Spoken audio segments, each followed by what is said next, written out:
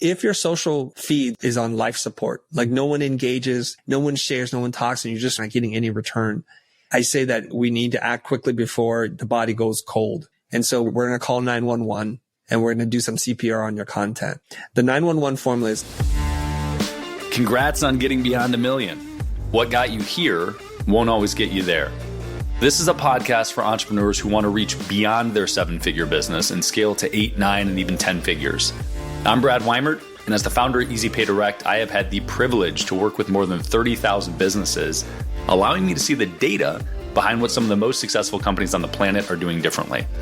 Join me each week as I dig in with experts in sales, marketing, operations, technology, and wealth building. And you'll learn some of the specific tools, tactics, and strategies that are working today in those multi-million, 8, 9, and 10-figure businesses. Life can get exciting beyond $1 million. Chris Do, I appreciate you carving out some time. Great to connect. Happy to be here, Brad. Yeah, so people know you for branding, and for good reason, because you came from a design background, but now have this laundry list of impressive names of huge companies that you've done, not only done creative for, but also award-winning creative, literally. So I want to talk about branding, but for the sake of context, for those that don't know you, can you give me sort of the background you got into design, and how did that lead you to be known as a branding expert and have a oddly successful business around it? Sure. I'll try and make this as brief as possible. Feel free to pull on any of the threads, whatever may interest you. I am a traditionally trained graphic designer, and I've worked in the commercial advertising and music video business for 25-ish years before transitioning into my current role as the CEO and founder of the Futur. So I did client work for a really long time, mostly through advertising agencies. We would work on some of the biggest bands and the brands in the world, everything like Fortune 100 companies, mostly making commercials for them as a production and post-production. Towards the latter part of that company, which I no longer run, we started doing client direct work. We learned that there was this whole layer of agency client strategic management that we didn't know anything about. So we had to learn all this stuff. So when you're interfacing with clients directly, it's usually the chief marketing officer. And there's a lot that has to be done between you and them to get their idea or their marketing objective through creative, through copywriting, through design, through all the touch points in which someone is going to come in contact with, that we had to learn and we were able to level up. Now, more recently, I stopped doing client work in 2018. I am now a full-time content creator. I have a team of about 8 people, and we just make content all day long. And some of that is around branding. Some of it is around sales, pricing, negotiations, and things that people may know me for. That's awesome. So I've dug into quite a bit of your content at this point. So you said a couple things there. One is full-time content creator. The other is the Futur. Can you delineate those two things for me? Yes. Well, when we talk about full-time content creator, I am the Futur is me, and we're all connected. It's not a separate thing. It started out as a kind of invitation to do something new and different from my friend Jose Caballé in 2014 to make YouTube videos. It's taken on its own life and it's turned into a real business. And so we were at crossroads. So we stopped doing client work and now we do content. And so my whole team is really built around supporting the content, creating educational products, marketing, and some public speaking stuff. But we don't have any more clients. We have lots of customers, but no clients. And so they support me. I support them. It's the business that we run. I love that. So no delineation between content creation and the Futur. Yes. They're hand in hand, one thing. But for most business owners, there is a delineation between their business and content creation. And most business owners are kind of forced in this bucket today of, I feel like I'm supposed to be producing content and it's supposed to drive leads to my business and create ROI. The people that are a part of the Futur and follow you, do they fit in that bucket? I know that you're speaking a lot of the time to agency clients and creatives, but do they fit in that bucket? And how do you reconcile those two things? Should businesses be creating content for the sake of driving leads, or should they only do it if it is tied in directly to what they're already doing as a company? Brad, I love this question. I hope you have some time because I have to unpack this for you and for the audience, I think, because I have a very strong perspective on this. Okay. I think first we need to understand why it is that we're creating content and if we should be creating content in the first place. It's my theory and my belief that all companies are media companies, just most of them don't know it yet. And the reason why I say this is when we have a product or service that has no story, we would describe that as a commodity. If you look at bottles of water or pairs of jeans or t-shirts, it has no story attached to it. It's a commodity. It's sold at the lowest available price, and no one has a preference for it. They just buy it because it's the cheapest available option. The strength of your brand and your storytelling allows you to command a premium. This is how we can quite literally measure the value of a brand. And the example is this. I don't know if they're still in business, but let's say JCPenney, if they put their logo on a t-shirt, does the value of the t-shirt go up or does it go down? And some people might argue that it might actually go down. I'd rather have a blank without a JCPenney logo on it. So that's the value of that brand as it is applied to apparel. But if I put a Nike swoosh, just a little swoosh, not even the Nike words, somewhere in that shirt, same exact shirt, does the value of that shirt go up? And many would argue, of course it does. So we can probably buy a generic, no name, no label shirt for about $3 retail. And then when we go to the Nike store, when it's not discounted, it's probably $24. So you could argue that the value of their brand, that adding the swoosh logo creates an $18 value in terms of what they can command as a premium. And you can run this across the board. If it's Balenciaga, if it's Gucci, if it's Louis Vuitton, the price goes exponentially higher because that's the strength of their brand. So if you accept my hypothesis, then we have to kind of look at why people buy in the first place. Because clearly now it's not about the garment anymore. It's about something else. And it's about status and it's about identity. So when we buy something, we're signaling to others what is valuable to us and what our beliefs and our taste level are. So there are circles when if you hold a non-iPhone device up, people look at you a little bit differently. And I forget what color it is, but if you send a text message back and it's not green, it's like, oh, you're using one of those other devices, aren't you? So there's a little bit of that kind of snobbery that accompanies us because we want to be associated with people who believe what we believe, who value what we value. So to gain status to those groups, that's what we need to do. I heard something from a pretty controversial figure, Andrew Tate. Forget about his beliefs and his opinions, whether he's guilty of crimes, alleged crimes or not. He said something that's quite interesting. He goes, I buy a Bugatti not because I like the Bugatti. I could care less about the Bugatti. It's a fast car. It is nice, but I don't care. But when I drive a Bugatti, people look at me differently, and it gives me access to people who also own Bugattis. He goes, they're kind of split down the middle. 50% of the Bugatti owners are, he's like, nerds that I don't care to be around. I think he's talking about like Silicon Valley startup types who are very smart with finance, managing money, or tech. The other 50% are really interesting people who have built amazing businesses, have a fascinating story. And in order to be in that club, to have entree into that, you need to have the Bugatti. That's just the entry card or the entry price. And it's quite interesting how he looks at the car, not as the car, but as access to a certain social status that allows him to have powerful networking relationships. And this is true when you strip it down to whether you're a Girl Scout or a Boy Scout in America. It says something about you. If you're part of a professional speaking organization, it says something about you. If you have a degree, if you have the PhD or a master's degree or even a bachelor's degree, it says something about you. So we're constantly signaling to other people what our values are and what our beliefs and accomplishments are so that we can be accepted and to accept others. That's the value of the brand. Where do people fall into this? I think there are three primary categories. Number one is you're a service provider or you make a product and you don't really think about brand. And every time you make a piece of content, you're like, ugh, what am I doing? And it's a vehicle for you to market your products and services.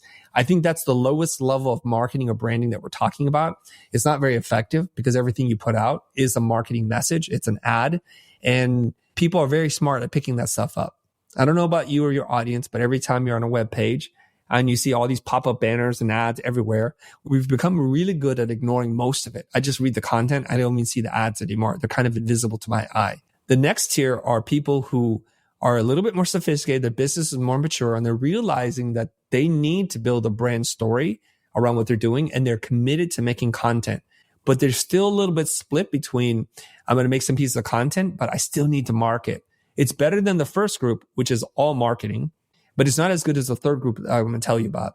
The third group realizes that the strength of my brand, my storytelling, how I give value to other people will benefit my business, not in direct performance marketing ways, but in terms of the overall value, the talent that I can attract, the business opportunities and doors that open up for me.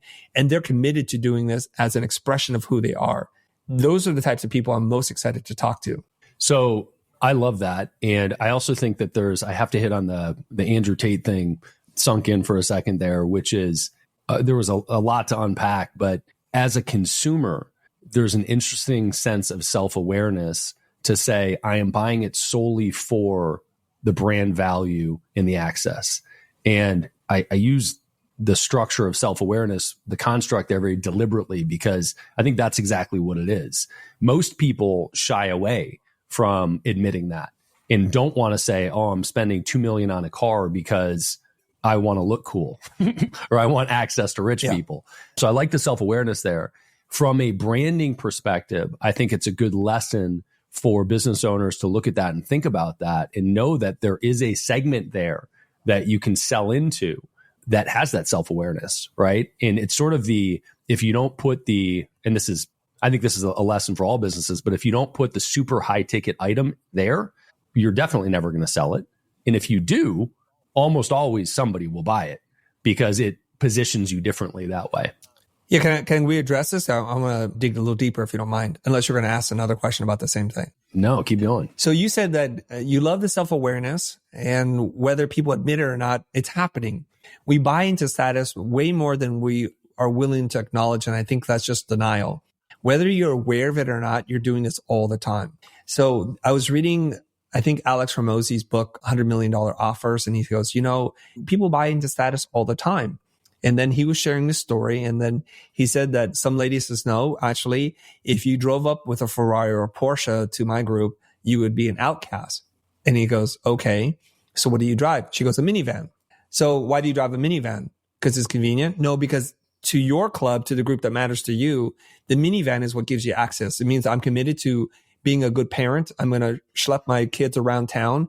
I'm going to be their Uber service for a good portion of life. And I'm really involved and engaged in the nurturing of my own children. That's what signals to them. So you're actually doing the same thing, but it's a different vehicle, quite literally. So whether you're aware of this or not, we're making all these kinds of decisions. Whether you choose to eat at this hamburger place or to buy a good from this department store or that department store, you're making lots of decisions. There's a quote from Ana Lape. She says something to the effect that every dollar that you spend is a vote for the kind of world that you want to live in. And that's a really important thing. And I think we all know this. Every vote that you cast says, this is the government I want to be part of. And every dollar you spend, make sure that that organization, that company, that business is in business tomorrow, and they beat their competition because you connect more with them. The expression goes, the brand with the strongest tribe always wins. The people who are willing to go to bat for you, who are willing to wait in line, who are willing to tell others about you, to proselytize and to become an advocate for your business, you will win. So I generally believe that from an outcome-oriented business perspective. And I think there's a lot of other social layers in there. But from a business perspective of just trying to get to the outcome and grow, yes, the stronger tribe is going to win. If we go into the content creation side, you built this construct of 3 different types of content creators. Basically, all content has a CTA, buy my shit. Next content is like producing some value, but it still has an ask in there or something. And then the third is all value driven, right?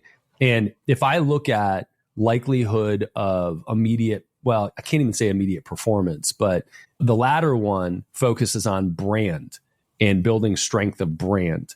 I think about enterprise companies versus startups and how they allocate dollars typically, historically, relative to brand building. And historically, brand has really been established through enterprise, and they allocate a portion of their budget to brand building. This is like billboard ads, Super Bowl ads, stuff where they don't expect an immediate ROI, but they're doing it because they're big and they want to make sure their brand is present. How do you see the necessity for brand and time spent towards it fitting into a $0 to $1 million company versus a 10 to 50 versus enterprise? Okay. I think I can answer some of that in a broad sense because I don't spend enough time consulting or coaching companies within those individual categories. So it's just observations and anecdote. So I want to just talk a little bit about what you're talking about is awareness marketing, which is one portion of brand building.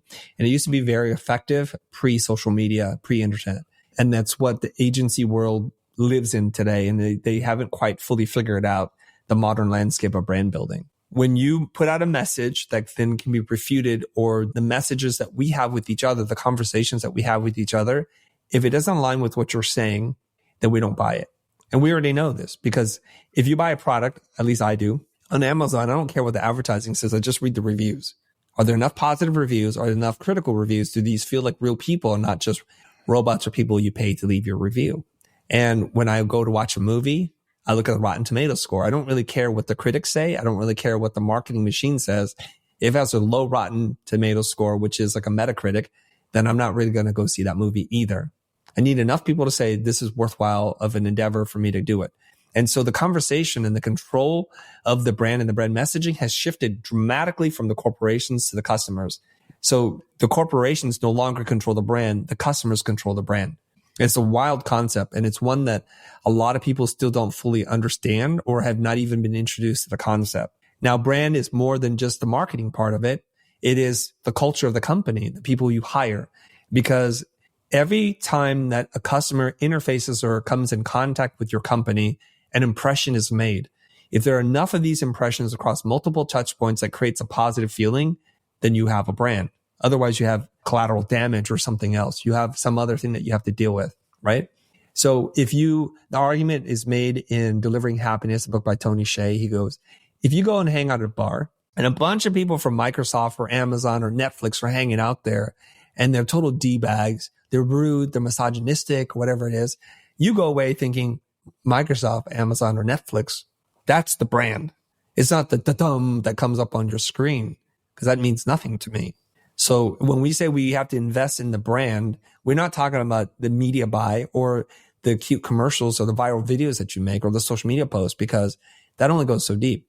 You start by first taking care of your people. You develop a healthy culture, meaning you have to have clearly defined core values that you then hire and fire people for. And then everything that you do echoes out from that. I'll give you an example right now. A gentleman messaged me this morning. He says, Chris, I've been part of your community for 7 years. Something had happened. I didn't pay and I was kicked out. And to rejoin, they wanted me to do it at this rate. Like, what gives? I'm like, I will take care of that personally. I will resolve this for you. And he goes, thank you. You don't need to deal with it right away. I'm just glad that somebody's taking care of it. So today, the interaction between myself and someone determines what kind of feeling or impression they have of the brand. It doesn't matter how great the videos are, but if behind the scenes, your actual real contact point is not a positive one, you don't have a very good brand. So when you're at the under $1 million mark, it's a very intimate, bespoke thing that you're doing. You're creating a product or service for a small group of people. You should be very available and accessible. And everybody that you hire should be a reflection of you and your core values. So when somebody steps out, you have to let them go. You have to say, I don't feel like you're a good representative of our company. You're not honoring our core values. And I'm not saying you're a bad person, but you're not a good person for us. And you have to let them go. Otherwise, they poison the brand. It doesn't take a lot to do that. Professor Eric Garrison talks about this. He says, do a good job, a customer tells another person. Do a bad job, that person tells 10 people. So it won't take a lot for you to F up your brand. So when you're in the $5 to $10 million range, now the company has grown. It depends on what kind of business you're building here, but you may have now more employees. It's still manageable. Core values can still be intact. It's when you get into the enterprise level, 20 million, 100 million plus, there are now people that are being hired that the founders don't even know exist. So at that stage of the game, whether you've let your brand run out of control or you are not involved in it to begin with, usually consultants come in, redefine what the company is about, go back into the history about why the company was created in the first place, what the core pillars are of the brand and the values, and so that they can ripple that across all touch points. So from the product design to the packaging to customer service to the marketing to the customer reps and the aftercare service, it has to be consistent. It only takes one weak spot in that chain to break the entire chain. I'm a huge advocate of value-based hiring, firing, etc. And one of the lines that I typically find myself saying in interviews is, there's probably a blog post somewhere of what you're supposed to ask your interviewee when you're looking for a job. Probably a lot of them, but I get the same questions all the time. And, one of them is to the end of, what's your vision? What are you looking for?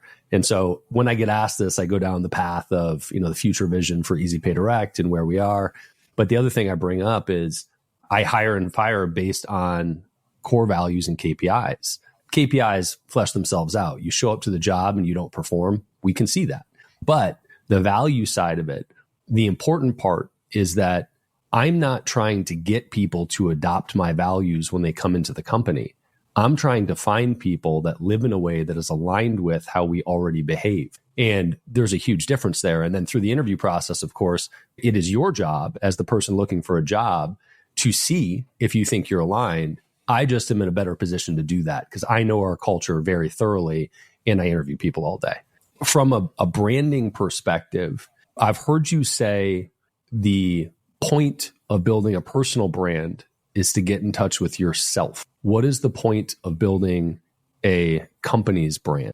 Okay, man, you ask really hard questions. And I'm sorry that when you ask a seemingly very simple question, I go on for 25 minutes because maybe somebody's listening to us and saying, God, this guy can't shut up. Listen, Chris, no, man, you have very interesting approaches to things. And so I'm glad I'm asking you tough questions. It's more fun this way. I just want to take a moment to acknowledge that Brad's question is simple in its structure and ingenious in its design. It's like this key that unlocks multiple doors. And it just like, he just asks a simple question, bro, just answer it. And I can't because we have to understand one to unpack the other. In terms, I'm going to try to thread the answer to hit multiple questions here. When you build your personal brand, I think people think it's like your marketing services again, and they're just getting this all wrong. It's like, who are you? What makes you you? What is the true authentic you that you're afraid that the world's going to find out? And authenticity to me is a strange word that is wielded around that I'm like, you guys are making it so complicated. Who are you when no one's watching? It's simply that. Who are you when no one's watching? Everything that you put on becomes a persona. And all of us do this to a degree. The degree in which you do it determines how inauthentic or authentic you are. So some people, you and I, when the cameras stop, we could be talking one way. And as soon as the cameras are rolling, we could adopt a persona or personality. And the bigger the change, the more people are like, whoa, I'm not sure which is the real Brad or which is the real Chris. I endeavor to live such that whether the camera or the microphone's on me or not, I try to be as similar as possible. Okay. And that's when we talk about authenticity. Well, when you're out there talking about the things that you believe in, Brad, as part of your personal brand, you're writing, you're speaking, you're creating podcasts or videos about what your beliefs are. When it comes to hiring, you only attract at a certain point the kinds of people who are attracted to your beliefs and values. And we've done this now. We've been making content long enough such that when people are looking for a job, I don't want people looking for a job. I want people who want to help us build our vision, the mission, and they believe it in their core values. They're fans before they become employees. They're consumers before they become employees. And I love this relationship that we get to have. And I say this, and I realize that there's some privilege that comes with this because lots of companies don't produce any content. They're like, well, how do we do that? Well, that's part of the problem. Now, to answer your question about like, what is the purpose of branding for a company? There's a multitude of things, but it's not that different than branding for a person in that once you get to a certain level, whether you're enterprise or not, and the level in which you get to is the point in which no one knows what you stand for anymore. They've lost touch, or maybe it was never defined in the first place because you've never had that dialogue. You saw a need in the market. You thought of a way to make the world a little bit better or a lot better. And you work on that mission and that vision and you build that. And you don't even talk about it because you're just hands in the work and just trying to make things. And then the market responds and you grow your company. And at some point, people are like, what is our mission? Is it to make more money or is it to improve the world? Or what's the problem? And this is usually where we have to get back in touch with the founder's story. And so in both cases, I say branding isn't an act of creation. It's an act of remembering. So remembering who you are as the 4 or 5 year old full of dreams and passions before the world told you couldn't do certain things. We have to get in touch with that. And it's an act of remembering why did Mary found this company? What was she trying to solve? What motivated her? Was it to honor her grandmother's recipe for pasta? Was it to build an inclusive tech company because she herself faced discrimination? What was it about? And we get into that and we try to tell that story so that everybody is dancing to the same beat. I think that's the purpose. Beyond a Million is brought to you by Easy Pay Direct. If you're an entrepreneur and you are still using a product like Stripe or PayPal to accept payments, it is time to find out why the largest names in your industry would never consider doing that. Check out easypaydirect.com/BAM to find out more. So first off, the content first approach is what jumps out loudly. Some of the benefits of having a strong content approach you highlighted, but one of them is attracting the right people. you have no hope of having raving fans that you can hire if you're not putting out a strong message. And I like the jump off point for our conversation being that you are a full-time content creator. And that's the lens that you look at it through. Yeah, there's a business on the back end that's super important and a community that's super important that you're serving. But your job is to create content and tell stories. I think that's great. One of the questions that I have here, as the world has shifted seemingly or put more of an emphasis on the importance of personal brand, is should all brands have a face attached to them? So you've got, Tesla and all of Elon's companies. Elon has a very strong personal brand. And, have whatever opinion you want of him as a human. And there are lots of other companies that also have a very strong face. Then there are companies that exist without a strong face and without a personal brand tied to them. What's your opinion? Do you need one? Is there a positive or negative one way or the other? Very good question. I am reluctant to say all because I've not considered all companies and positions. And I don't think all companies need to have a face, but they need to be known for something. And oftentimes, like say Starbucks. Do you know who the founder of Starbucks is? I do, but only because you're a nerd, a business geek, and you know about these things. Yes. And remind me his name because I'm spacing on his name right now. Howard yes. Schultz. Yeah. So Howard Schultz founded Starbucks in Seattle and was able to grow this company into a global monster. And Howard's face is not on the Starbucks cup. Howard's story is not prescient in everything that they do because it doesn't benefit the company to talk about that. There's no point. But there is this idea that they wanted to create this European-like coffee experience, and they moved the culture. And that's a powerful thing. They trained Americans to crave a $4 or $5 cup of coffee and to have this little experience based on, I think if the story goes, based on his experiences traveling abroad and saying, I love this part about European culture, that they celebrate coffee as an art form and we can elevate the taste buds. Because before then, I think it was drip coffee and Folgers instant. And he changed the culture, which is a very powerful thing for a person to be able to do. So he tapped into an emerging trend, was able to create this. But Starbucks, that's not what the brand is about, but they have a very powerful brand. Whereas, say, Kentucky Fried Chicken or KFC, for the longest time, I thought that Colonel Sanders is a mascot, like Ronald McDonald's, not a real person, right? But it turns out Harlan Sanders is a real person who started a business in his 70s and it was it's part of his legacy. And right, it's an amazing story. But for the most part, in the 80s and the 90s and even early aughts, that story was not told at all. It was like a mascot. Like Burger King is not a real person. Ronald McDonald's not a real person. Wendy's is. Colonel Sanders is a real person. So it really depends. Now, I think here's the interesting thing that's happened in the last, I would say 10, 15 years is that because of the availability of social media for companies to reach out to consumers directly without a big media buy or an agency involved or network, the conversation has changed a lot. So I think strategies emerged because of constraints. When there were 3 major networks to advertise on, we knew what we were getting into and those were your only options. So that would work. But now there are so many different options. When you don't have a strong brand or brand story or person or face behind the brand, you pay for it. You pay for it in advertising and marketing. I think somebody told me this, I don't know if it's true, that Tesla spends $0 in marketing. It's never an ad. And I'm thinking like, is it true? And it is true. Yeah, I think it's not anymore, but it was for a long time. And even now, it's like a very, very tiny, they've got a magazine ad or a billboard here or there. But I think they do? I've never seen a single Tesla ad before. Yeah, but it's still, it's like a nothing percentage. But you know what they did differently than almost all other brands of their scale is they had a fucking affiliate program. Yeah. Which is crazy. Like major automotive companies don't have affiliate programs. And Tesla had hey, refer a friend and get $1,000 or get lifetime charging for free. Like wild. But your point, sorry, derailed your point, which is still powerful, which is the brand is what sells. Okay. So when I was in the heat of advertising in the early 2000s, I found a shocking statistic that said that American Express spends $500 million in media buy alone every single year. $500 million. So here comes Elon. And Elon is Tesla is one of the few companies where creators are anxiously reporting on every little morsel, every little rumor and doing all the marketing for them. There are literally multiple channels on YouTube that drop daily content about what's happening with Tesla, and they're eagerly anticipating the next drop. The same thing is true about Apple and also with some of the AI companies like OpenAI. Here's what's coming down the line. Here's what we've seen. What will they announce next? And you need to know these things. And there's this fervor, this appetite for content. We want to know what happens next. Therefore, it gives rise to the creators who tell us what's going to happen and their wild predictions.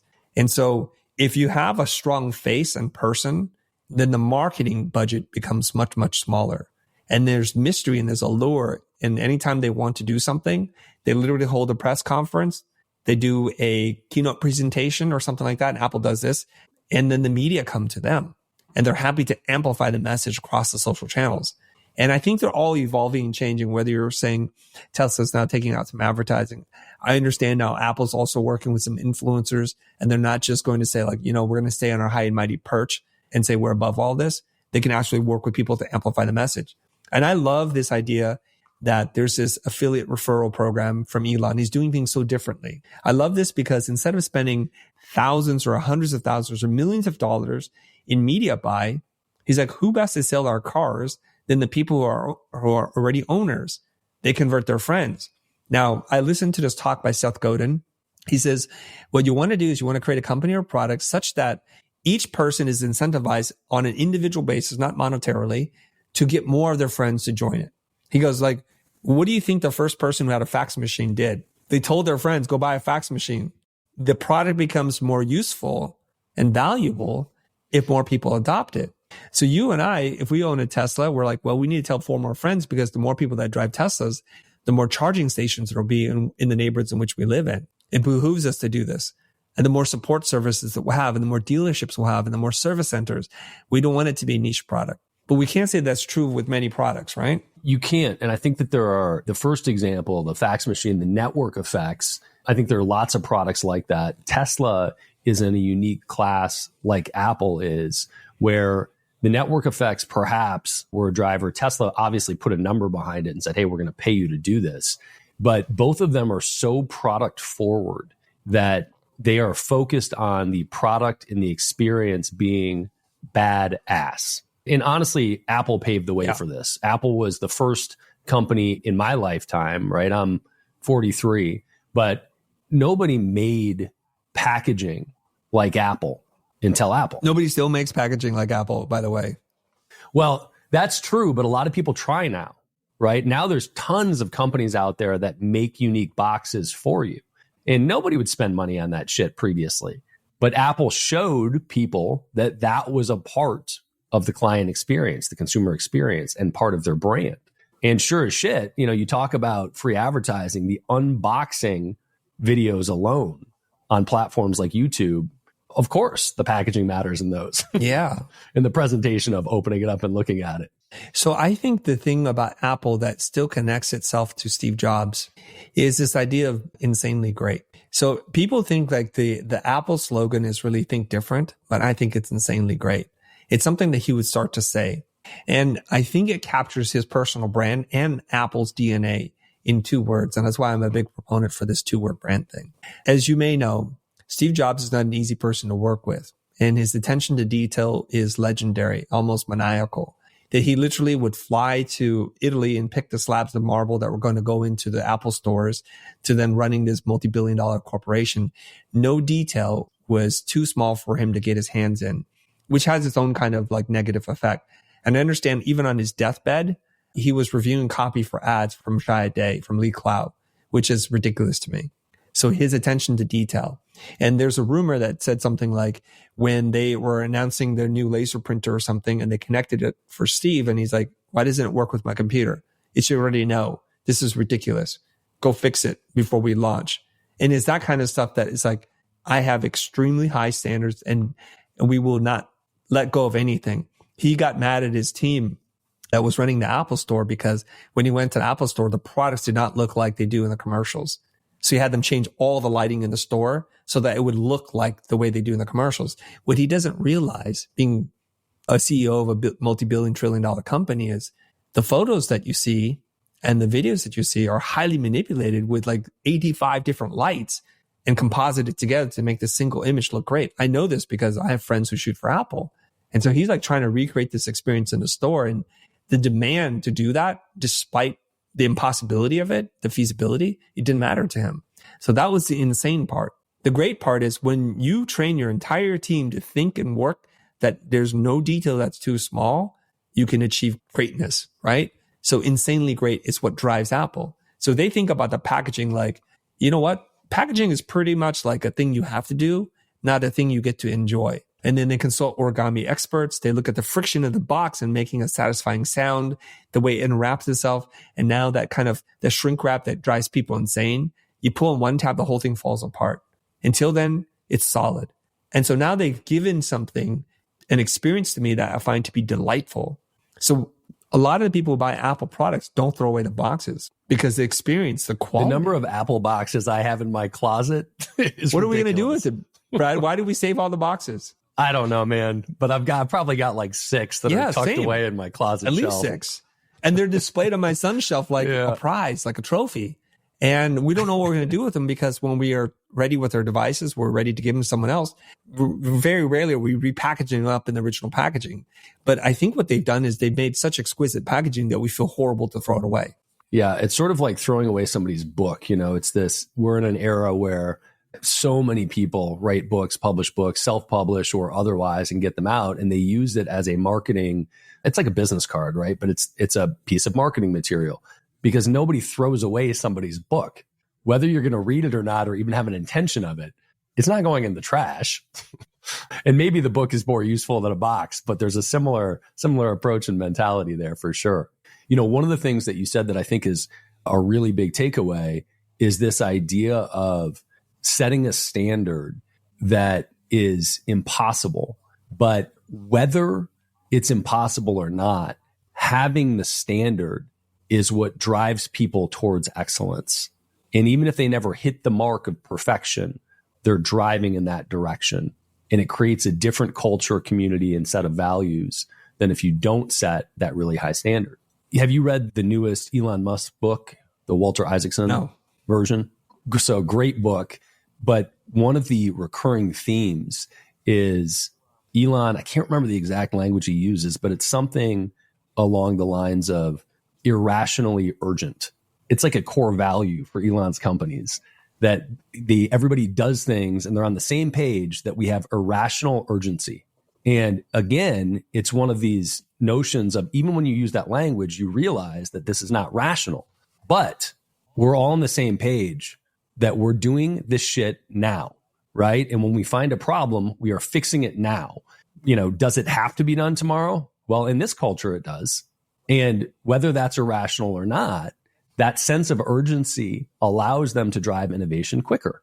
And so I love that framework of, set the bar up there, put the highest priced product, make the standard impossibly great, and then see what the company does to follow and see what kind of culture you create in doing that. Yeah, I think that mantra, I hope that's the mantra because I like it a lot. It's a very much a Silicon Valley thing where, was it Facebook that says move fast, break things or something like that? So it's this idea that everyone is out to destroy us. We need to pretend like tomorrow doesn't exist and we fight for each and every day. But if you tie that into the larger narrative, one that I think Elon mastered years ago when he was talking about Tesla and why are we doing what we're doing. I remember the press conference quite vividly in my mind because my wife had a very different reaction. One that I was like, oh, this is really interesting. He's done something. So Elon goes on stage and he goes, and he's a very awkward presenter in the way he says things, right? I think it's his Asperger or whatever. Yes, he is. And some people think it's an act. I'm like, I don't think it's an act. I just think we're not used to seeing someone behave and talk this way, especially someone who runs such a big, powerful company. He goes on stage, he's talking about something about the next car, and he goes, wait, I'm off track. I need to talk about what's important. He goes, okay, we released the Roadster so that we can then make a more mass consumer product friendly vehicle, the Model S. And we're glad that you bought that so that we can make an even more affordable car in the 3 or whatever. And we're working towards that. And that's where he was in the story. And he goes, well, why does any of this matter anyways? Because he says, climate change is the biggest existential threat that we have to humanity. We cannot wait. And he goes, that people think that this is a talk and we can't do anything about it. And he goes, well, I've done the calculations. He goes, this is how many square miles of solar panels we need to feed the entire grid of the United States. And he goes, it sounds like a lot, but relative to the landmass that we have, it's a tiny fraction of one state, and all the technology is available. It's all possible. And where will we put it? Where we get a lot of sunshine and we're not prone to earthquakes or things. He goes, he's explained his whole thing. So then he concludes that part of the talk by saying, I want to thank you because every car you buy allows us to do this, the next thing and the next thing. And then we can rapidly deploy this thing because we cannot wait. Some scientists say that, whether you're a climate denier or an evangelist, doesn't matter. Some scientists say we're almost past the tipping point where it's irreversible. So this idea of irrationally urgent, it's like we may not have all the data, but we need to act as if, because if we're wrong, we're okay. But if we're right and we don't do something about it, we're F. And so my wife said, I'm all in. And it's the first time she's ever responded to any car company in the world. I'm in. I bought into the vision. Well, I think that for me, I think it's incredibly uncommon for an entrepreneur to have such a grand vision. And Elon is one of one, no question about it. In fact, his master plan is literally on his site as the master plan. And it is laid out exactly what he's doing, what order, how, and then there's the master plan part two. I mean, he's a very interesting character. But I think that one of the takeaways is you don't need to have this grand vision or plan to set a bar that is high that you can pursue, that will inspire other people to follow you. And you don't have to have the concrete path to get there, to get inspiration to flow through your organization or your clients. But you do need to set the bar and set the standard if you expect anybody to do that in the first place. That's right. I think Simon Sinek said something about this. Like, not everybody has to have a grand vision or mission. We'll join other people's mission and vision. We can support that. So tell me, as a full-time content creator, tell me the elements of strong content and how some of this fits into how you think about creating content. Okay. Just keep in mind that all strategy is autobiographical, and that what I'm about to say is work for me may not work for you. And there's lots of bias and affirmations in terms of like what it is I do. I believe the best content creators. Is this the legal disclaimer? Yeah, a little disclaimer. The best content creators, the best brand builders are the best educators. They go hand in hand. If we think about what we're trying to do is we're trying to improve the lives of people, whether it be about transportation, about being aware of the footprint, the carbon footprint that you're leaving the world, or just trying to improve your business so that you can have a rainy day fund, so that you can take your partner on a vacation or support an elderly parent. It doesn't really matter. So in order to transform people's lives, we must be the most effective educators that we can be. So if you're out there proselytizing products and services as a means to get people in your funnel and to extract value from them, I think you're approaching it from the wrong point of view. You should be thinking about, how do I put money in your pocket such that your pockets are so full, the change that falls out of it is something that you're willing to reciprocate back to us so that we can continue to do this. So that you're making an active decision to vote for the kind of world that you want to live in. But we start with the premise, give value to a point in which a person starts to feel guilty. And then they'll go turn around, they'll become a sustaining member. They'll join your coaching community. They'll buy a product that they don't need, or they'll gift it to their friends because they're in they've been so transformed and they've been moved emotionally to do so. And we do this in a way that I think feels congruent with my values. And I'm not saying I'm not out there pitching. I am. I'm not saying there's zero call to action. There has to be, because at times people just don't know what to do. And you need to give them the opportunity to say, I'd like to give back. Thank you for allowing me to do this. And I've been really shy about this before. I'm not so shy about it anymore. So let's go with call to action theme here. Let's use a use case. Let's say you've got you can use yourself if you want here. Let's just start there. What's the breakdown? If you're putting out X amount of content, what percentage of it has a CTA in it? And how do you decide? I'm working on something new right now. And I want to just put this out there, and I'm not 100% committed to it yet. So this is a fairly new idea I'm trying out. If your social feeds have just basically is on life support, like no one engages, no one shares, no one talks, and you're just creating work and you're feeling really burnt out about it because you're not getting any return, I say that we need to act quickly before the body goes cold. And so we're going to call 911 and we're going to do some CPR on your content. The 911 formula is 9 pieces of value. Ask for nothing, educate purely, demonstrate what it is that you do, help people. One piece of content that's really personal, something about you, about what you do, show them a behind the scenes moment so they know there's a real person behind it. Because all education, it starts to feel really distant. Like where's Colonel Sanders again? Like, wait, Steve who? Elon what? So we find that mix. And I think that a lot of people lean in on the education part and then they get no traction because it's like, well, who the hell are you? I don't know anything about you, your life, your story, about your perspective, about your experience. And I want to connect with the human behind it. So 9 pieces of value, one personal thing that has nothing to do with anything except for, you know what? This is my life. I'm going to turn the camera around and I'm going to show you what it looks like just for a moment. And the last one is a call to action. So that one is one where you give a full-throated pitch on whatever it is you want. And you can do this without trying to mask it as a piece of content or value. You can just say, literally, I have a new program that I'm launching. I'd love to have you in it. Thanks for considering it. And now back to the regularly programmed content. So 9 pieces of value, education-based or inspiration, 1 BTS, behind the scenes, and then 1 strong call to action so that you can make money so you keep doing it. That's awesome. I think everybody needs concrete structure. I think everybody is served by concrete structure, I should say. Love the framework. The other is anytime, this wasn't an acronym, but it was the same sort of device where you latched onto 911, which I think is awesome. Super memorable. In terms of the 9 pieces of content that add value, the thing that jumped out to me is sort of the variations that I see of that currently. And some of it is teaching. The value is teaching, and some of it, the value is entertainment. And I think that some humans are better fit for one versus the other. From a personal brand perspective, that all makes sense to me. Hey, my character is capable of doing, I am just a funny person, right? Or I want to be on stage, or look at me, or whatever, right? From a company's brand perspective, I immediately think, like we sell credit card processing and merchant accounts. It is a fundamentally dry topic and subject matter. It's also super important because businesses, if they can't accept payments, they've got a big problem. In the scheme of something like that, when you think about education or entertainment, let's take that brand. Where do you think those 9 pieces of content should fit? What type of stuff? And obviously you don't know our space, right? But do you think it should be all educating around it? Do you think that you should, with drier brands, you should focus more on entertainment or humor or other types of content in those 9? How does that strike you? Okay, good question. I think it requires a couple of different things, some variables to be ironed out before I can make a recommendation. Number 1 is, who's the ideal client avatar? We focus on the minimum viable audience and we kind of understand who they are. And when I say that to people, like, well, it's entrepreneurs, and like, that's not a minimum viable audience. If you can't see them, then the test is, if you can't predict where they eat, what channels they watch, what books they're reading, what movies they enjoy, and where they'll be next, then you got no avatar. So we kind of have to reduce it down to your ideal client avatar.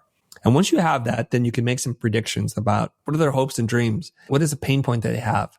And there's an exercise that I do in my brand strategy workshop where we say, okay, what are all the jobs to be done that this person has to deal with on a daily basis?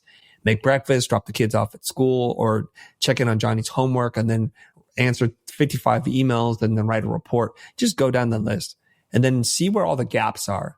So what are the gaps connected to each one of those tasks? So the jobs to get done. So preparing breakfast. Well, what is the obstacle? What's the gap there? Well, there's not a lot of time. What's in the fridge isn't always like what I want to cook, and providing good, healthy meals for my children. So you just write down as many gaps as you can think of. Okay. So you attach each job with a gap. And then you ask yourself, what is the opportunity? What, if anything, can we do in our line of work that would make their lives a little bit easier? And some of them we have no answers to, but we try to answer them as best as we can.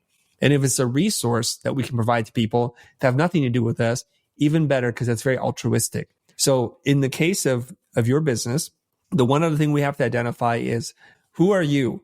What is your proclivity? Are you more like a straight button-up guy? Do you want to do humor? Do you sing opera? Do you write music? We bring that into the mix, because otherwise it's just a generic person. We take your avatar, we take your personality, and we add into it your gifts, whatever your creator gave to you as a human being. Now, I can't tell how tall you are, but you look kind of tall to me. You have a longer neck. I feel like people with longer necks can sing. they have a larger instrument. I don't know if that's the case. Can you sing? I don't think there's a causal relationship there. All right.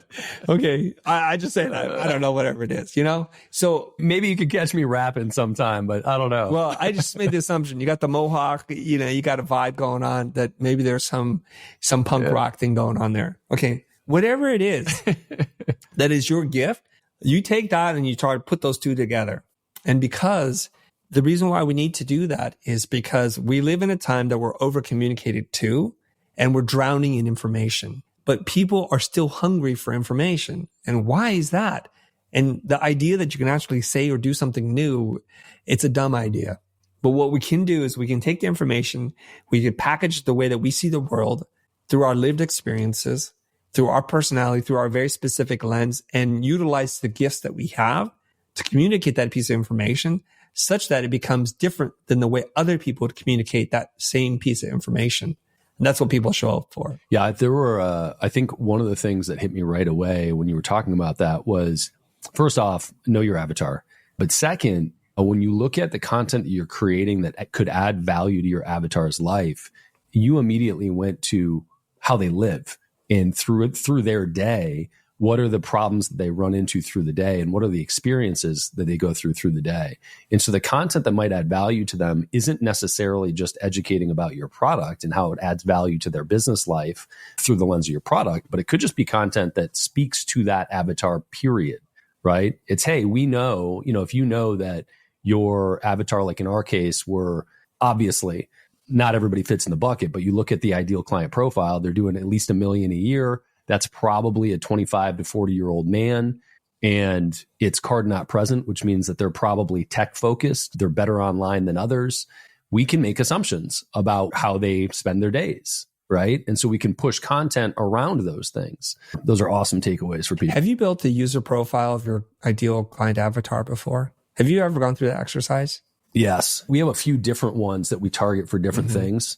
But I think that, one of the things, back to kind of structure and framework, I think that it's the type of exercise that is fun to go through and sometimes eye-opening to go through a different time through somebody else's framework, because, it's sort of the notion of you can read the same book 10 different times at 10 different points in your life, and it'll be a different book each time.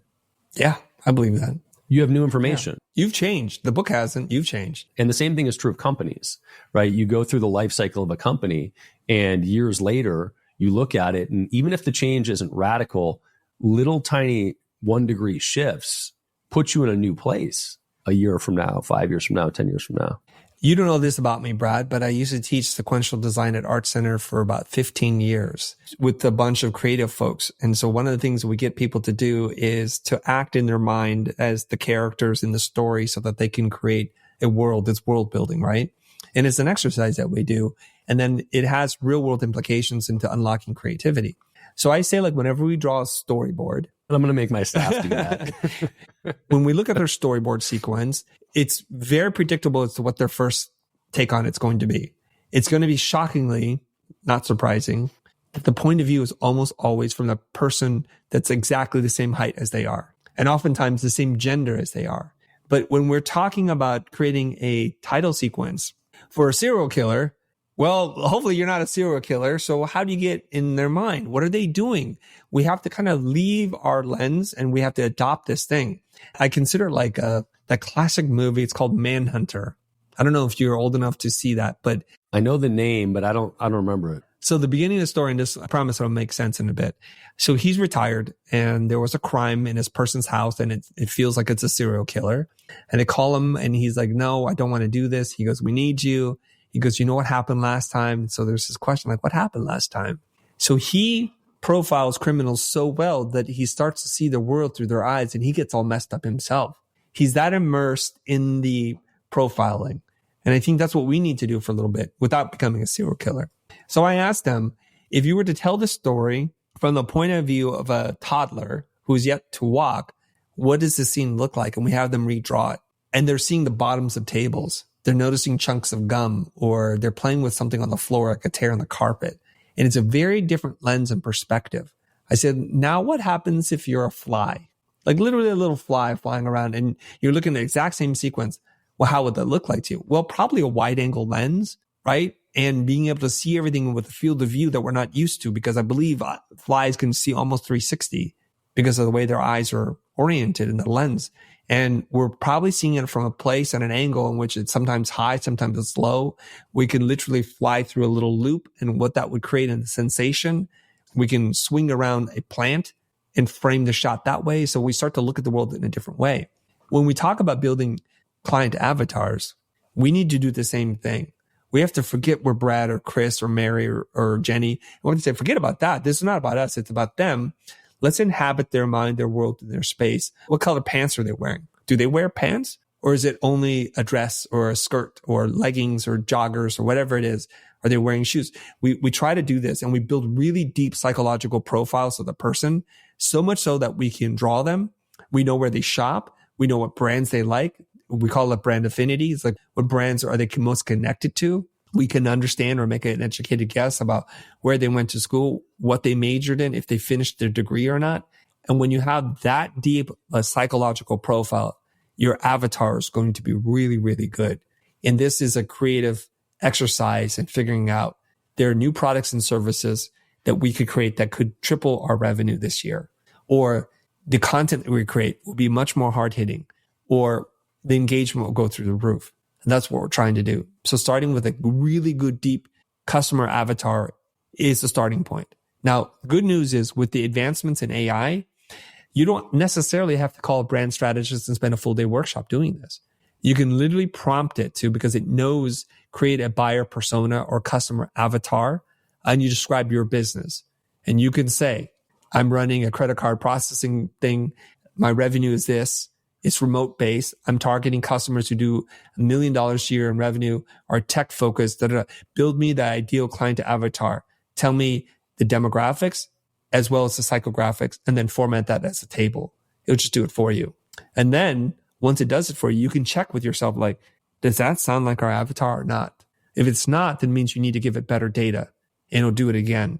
But sometimes, and I've done this many times, you read them like, my God, that is spot on. I've done a test. Done this test, and it's worthwhile to share with you. I was doing a workshop in London.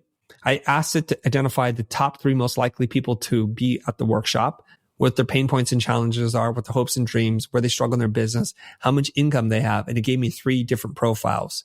So I went to London. I said, hey, I'd like to just take a poll to see if I'm working on an experiment right now. How many of you identifies this, this, and this? The room was split in third to the T, each one of the 3 profiles. Wild.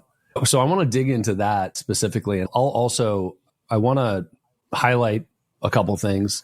One is the depth of the avatar and how much that impacts potentially everything in your company, how you speak to them, what your advertising looks like, what kind of content you create, what your sales scripts are like, how you behave in general can be in better alignment if you have a better grasp on not just the external avatar, but sort of the psychographics, right? Who they are inside, how they think, how they behave, what they do, where their time goes. That's a really valuable takeaway. The other is that you are likely to have multiple avatars in your company. And so like for us, I brought up the people doing $1 million a year. Well, we have a huge chunk of clients that are doing much less than that, right? That are on the come up, on the upswing, but we don't spend advertising dollars towards them. So that avatar of a brand new entrepreneur, a solopreneur that's trying to get things done, what we do with that information is going to be different, right? The outputs are going to be different. And it tells a different story internally of how we need to interact with them. So I think it's a really good exercise all the way across the board that adds a lot of value. You brought up AI.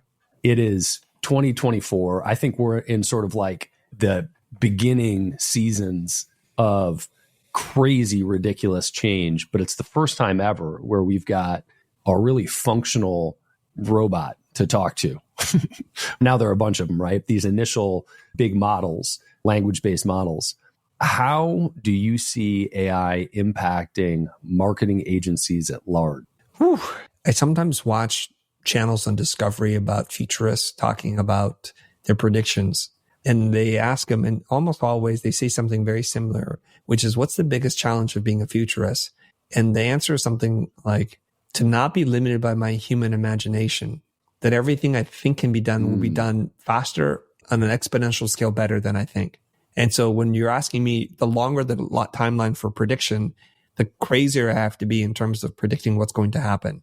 Because humans tend to look at linear progression and say, well, it'll be twice as good every 2 years. And so by 8 years, it'll be 16 times as good. No, it'll be 64 times as good. It's not even the same kind of league. So how will the world of marketing change because of AI? I think it's already changing right now. Not that long ago, you would literally need someone who's schooled in facilitating a brand discovery, building avatars for you. It would take sometimes multiple days. It could take months depending on the size of organization. You could spend tens of thousands into millions of dollars doing this. And then you arrive at a conclusion and then you have to test it. And then you start to ideate on products. So what it's done is it's compressed this entire cycle from months to like minutes, which is freaking crazy. You can ask it to generate copy ideas for you, to build sample products, and say, you can ask it to do things like, if Disney were running my company, what would they do? And you can generate ideas and brainstorm with potentially the smartest person you've ever talked to. And if you are good at prompting and making sure that the logic flows, and you instruct it not to make up data and not to hallucinate, and you tell it to do those things and stick to data or things that can be cited and verified, you get some really amazing results. And so we see that there can be massive job displacement, but we also see a 10-person agency being able to do the work of 150 people, like a 15x in productivity. If the organization is nimble, if there are of like-minded people who embrace and drive change, and they understand how to work with the data part and the communication aspect. So all of a sudden, skills that I think weren't super valuable in the marketplace are going to become very valuable. Fields of study in the humanities like philosophy, sociology, human behavior, cognitive sciences, communication, critical thinking, rhetoric, art history, just history in general, so that you can make references to things that the computer already knows, but you don't know. I think those skills are going to become much more valuable. So the hiring of people to staff up in these marketing firms probably will change if they're smart.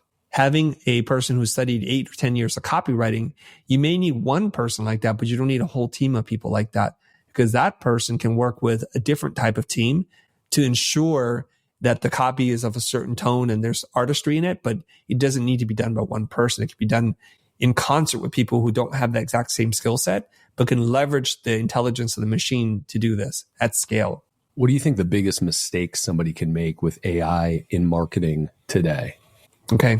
Biggest mistake is to believe that it will just do the work for you, that you don't have to do anything. And that's what a lot of people do. The initial reaction I get from most of the people who try AI and who aren't happy with the results, who dismiss it, is because they actually gave it really bad prompts. They didn't understand how to give direction to people. And this would exist with human to human relationships. It's just being done with a computer. So the computer doesn't know enough to ask you yet. It probably will very soon. So if you told one of your team members to go out and make a marketing campaign, and that's all you gave it, or that person, all the direction, what do you anticipate as the results of this? It's probably been pretty bad. You didn't tell it for what audience, what the KPI was, what initiative that you're wanting to launch. You didn't give any parameters for what success looks like. And you didn't give that person permission to ask you questions, ask clarifying questions before they gave you an answer. And I've done this experiment many years ago, pre-AI. I said to my class of eager design students, I said, hey, everybody, I want you to go outside and come back with a leaf, because we're going to draw a leaf today. And they all just left. I'm like, wait. Did anybody ever stop to ask me what kind of leaf I want? What if I told you it had to be a Canadian maple leaf? You'd be out there for a long time before you came back, maybe days. But you're so eager to take action that you haven't stopped to think, what is the request that's being made of me? Am I capable of doing it? And what parameters exist for success? You didn't bother to ask questions. So we need to be much more inquisitive before we go out there. So marketing directors think, oh, just have Jimmy and Mary go make stuff. Well, they'll make stuff. You'll get that, but you won't get something that's good. So I know that people have varying degrees of success, some bordering on brilliant, to some are like, yeah, that's pretty bad AI, isn't it? And so what AI won't do currently is it won't give you what you don't know what to ask for. So when you learn how to ask the right way, it will give you exactly that. It's a learning curve there. So quality in, quality out, crap in, crap out. Yeah. I think that for me, my general take on at this moment, mid 2024, is it's a tool to interact with, not somebody to delegate an outcome to. What is the biggest mistake you think you've made in building the future? I think we're going through it right now. I think the biggest mistake that we've made is information, and the premium we put on information is racing towards zero. There's a lot of people who say information is worthless at this point. And I was talking to one of my friends who's an educator at a university, and she pointed out something I thought was pretty insightful. She said, universities used to be the source of information. That's where you went to learn. It wasn't available anywhere. And now information is available everywhere, yet universities are still able to command a premium for what they do, especially the good ones. And it's become, we're the curators of information now. So there are 3,000 books that you can read in marketing. Here's the 3, and we're going to have a deep discussion about it. So we've read the 1,000 and we've decided these are the 3 you need to read, and we'll help you go through it so that you can extract maximum value from it. So the mistake that we're making right now is we make information products as a way to make a living, but information is available everywhere. And we're actually contributing to our own demise in that we produce ungated content that is what we should be charging money for. And so when people can't keep up with the kind of content we're producing, I think it's impacting them and their ability to say, well, I can't follow the stuff you give away for free and I enjoy it. Why would I buy a course from you when I know I can't even do that? Is it going to exponentially change my life such that I'm willing to give you my hard-earned money? We're struggling with this right now because our friends who are in the information product space are all having challenges around selling purely information. Interesting. Okay. So God is a designer, type, ampersand, icon, but not really. You are paying attention, Brad. How many fucking hats do you have? Too many? I like the icon hat. The icon hat with it crossed off is fantastic. It took me a while to figure out what was going on. And now in this particular lighting, I can see it a little bit better. But how do you think about those hats playing into your personal brand? Great question. You know, for a long time, I didn't wear a hat. And I just thought I didn't look good in them. It's not because of any other reason. And I was at one of my students' wedding, and there was a Filipino guy, and there was a guy walking around that just had the coolest style. Turned out he was the DJ, and he was wearing a flat brim cap. And when I saw him wear it, I'm like, that's how you wear a cap. So I started wearing a cap for functional reasons, but then it became branding reasons. Functionally, it's because I'm bald and I have a shiny head. I don't have dry skin. So when the light hits it, it's like a chrome ball. And the story I always tell people is like, my team is very politely dancing around the subject that it's too shiny. So they're flagging off lights, they're adjusting things so that it just doesn't become like a burned in white spot on my head. And I see them moving things about. I'm like, guys, what's the problem? Why aren't we recording yet? They're like, we're just adjusting the light. Stand by. Would it be better for you guys if I wore a hat? They're like, yes, please. Thank you. Then they moved all the lights back and everything was cool again. I just went out in my room, grabbed a hat, put it on. And then one of the things that happens is when you do something consistently, it becomes part of your brand. So be careful what it is that you do, because what I want to do is when you see me for a minute, absolutely. When you see me for a second, whether it's on a stories or reels, I want you to quickly know that it's me. Not just from my voice, not just from my glasses, but every part of it needs to be me. And I wanted to carry that into the real world because I'm an introvert. I enjoy talking to people, but I don't know how to begin conversations with people. So now that I appear a certain way on camera, I need to appear exactly the same way in person so that somebody down the street or at a conference will say, hey, Chris, we saw you from across the aisleway. And that's really critical for me from a branding recognition point of view. And there's a phrase that I'm liking a lot now. It's better to be weird or different than it is to be better. People focus too much on being better. Oh, I love that. But it's better to be different. And different is just another word to say weird. So anything that makes you a little bit deviation from the norm helps you to stand out. So initially, the cap that I wore was from a brand I love. It's called G-Star, and it says raw. And when we're doing live streams, which is usually where people would see me, like I'm coming in hot. I'm going to say what I'm going to say. I have a strong opinion, and you might feel raw about it afterwards. And so people are like, great. Except for when we see you, Chris, it says war and not raw because it's flipped in the mirror. I'm like, okay, I'm not promoting war, obviously. Okay, let me try to change that. So then I bought this hat and it says type. Literally it has Helvetica, it says type, and I wore that hat. So that's the hat that I became known for. And then somebody from the internet, a friend of mine, reaches out and says, hey, I've got this company called God is a Designer. would you wear my cap? No obligation, but I'm going to send it to you. I'm like, well, no obligation. If it's not cool, I'm not going to wear it. I get it. I'm like, that's cool. It's Helvetica. It's justified left. I'm cool with this. So I start wearing the hat and that becomes the thing. I'm not even religious. That becomes a thing. I help his company. He's a friend. It all works. So now I just have a rotation of different hats, and it's weird. You wear one hat for too long, and then that's what everybody says, that's you now. That has to be you. So the reason why I started wearing this hat, Brad, is because when I was traveling in Porto, my luggage was stolen. I lost half of my luggage. I lost a bunch of hats and clothing. So I was capless, and I'm speaking. And so I've got the shiny head syndrome. I'm like, as early as possible, take me to some stores and I need to go find a new hat. And this hat spoke to me because the brand D Squared, it says Icon. And I just felt like I can't wear a hat that says Icon. That is a little bit too self-important. But what I realized is there are these Italian Canadians who have a sense of humor. And so there's some sarcasm, irony in it. But I found the one with the tape on it spoke to me. So I'm like, I have to get this. And now this is the hat I wear all the time. Did the hat come with the tape on it? Or did 100% with the tape on it. Oh, interesting. Yeah. I mean, there were like probably 3 dozen hats on the shelf. I walked in there. I'm like, that one. Can I have that one? Yeah. And I've tried applying tape to my other hats because I think it's really cool. But the way this is fused on there, you can actually see some of the lettering through. But regular tape sits on top of the letters and it's a different effect. This is fused in there. Well, as a man with a mohawk, I get it. And as an introvert also, I get it. There's no question that if you have something that's unique, people come to you to open dialogue. And if you stand out, people come to you to open dialogue. And again, be careful what you ask for. But from a business perspective and a connection perspective, there is no question that that is an asset. And then you get to do what you can to control that. Funny thing in the real world, when I wear that Goddess designer hat, I was walking down the aisleway of a Southwest flight. And on that flight, 3 different people talked to me and they had 3 very different reactions, which is exactly what I want. First one says, yes, he is. Second person says, is she? And the other one's like, does God exist? I'm like, all 3 are welcome. I'm willing to have a conversation with you if you want to. So people assume that it means one thing, but it's actually open to many interpretations. And it's just a fun way to provoke a conversation, which I need help with. Yeah. Well, you want to amplify it more. Wear a shirt that says, I'm not religious. While you're wearing it. Or atheist or something, right?